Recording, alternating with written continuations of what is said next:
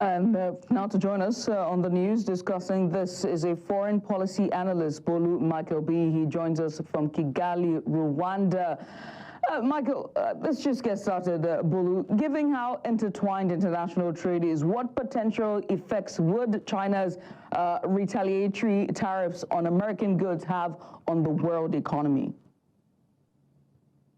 For having me. I'm glad to be here. I think the first thing that will be obvious, or should I say, that would really impact the people is the increase in the cost for conducting business and as well as consumers. If traders have to pay more to have their goods into a particular country, they typically will want to pass those tariffs on the consumer, and that means increasing the price of goods and services. And it might also disrupt the logistic process. For example, the automobile industry that relies on different parts before a car is made. They might have to wait for the last batch of materials to arrive before they can actually do anything. So it disrupts the entire logistic chain, and it puts pressure on consumers now, because salaries are not increasing immediately. They will have to pay more, and it makes the people poorer. And also traders may begin to look for alternatives, dealing with business, having business with countries that are not in a trade war. So it doesn't help the United States or China in any way. And also we've seen the markets reacting.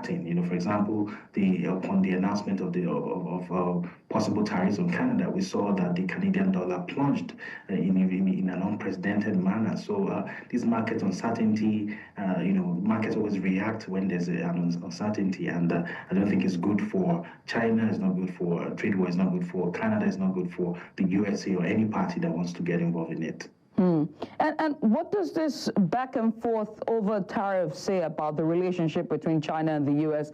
It's already strained. How might it even affect regular people in both countries at this point? Yeah, it's a clear indication that the relationship between the USA and China is strained, and it's been like that for a long time. Even the previous administration, we saw Biden increasing a tariff up to 50%. It has its positives and its negatives. Okay, and I'm going to explain. For example, the agricultural sector, that's very heavily dependent on exportation. They might witness job losses in those industries, and all maybe reduced wage for workers. But for example, now a country like Canada that has realized that they need to increase production to reduce dependence on the United States, they will need to produce more.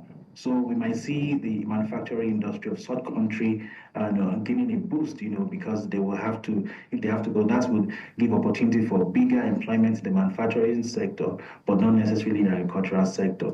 So in the end, it's still the consumer that suffer, the average human that will suffer, and businesses within a particular country, they might delay their investment because of the instability within the market. So it's not good for Canada, it's not good for the United States as well, if they actually decide to go headlong, to having a full-scale trade war.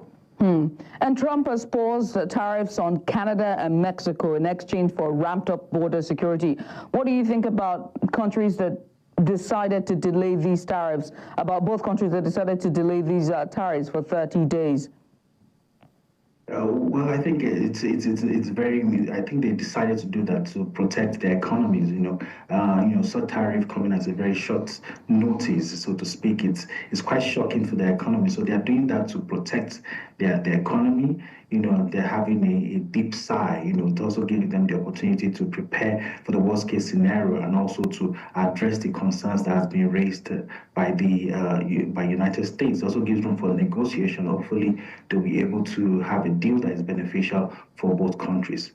And what were the key points discussed between Prime Minister Justin Trudeau and President Donald Trump to reach this agreement? Well, they basically touched on the border security. That's the main concern of President Donald Trump. He raised concerns about illegal weapons coming into the United States through Canada, and also fentanyl from Canada to the United States as well. And the Canadian Prime Minister Justin Trudeau was gracious enough to to declare decisive moves that I think might be sufficient to be able to tackle these concerns raised by the United States by launching a 1.3 billion border security program.